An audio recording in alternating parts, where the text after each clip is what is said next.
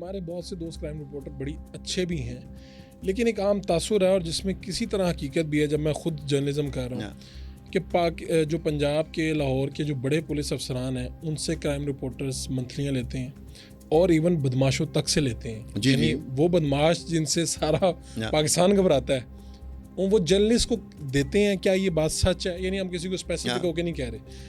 अच्छा, इस वाले से मैं आपको बताता चलूं, क्योंकि मैं लाहौर के क्राइम रिपोर्टर्स की एसोसिएशन बना के मैं उसका फाउंडर सदर भी था। तकरीबन 5 साल तक हमने वो चलाई।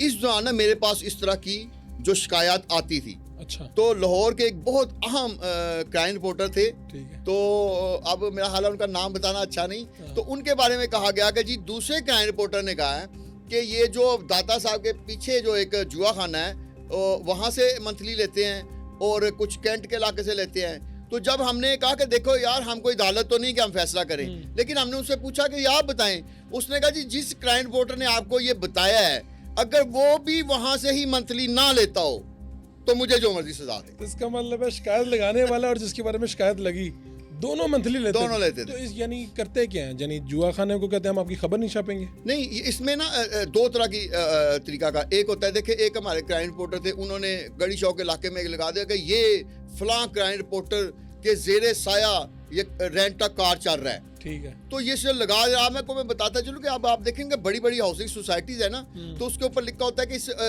सोसाइटी का patron chief major retired general फलां है।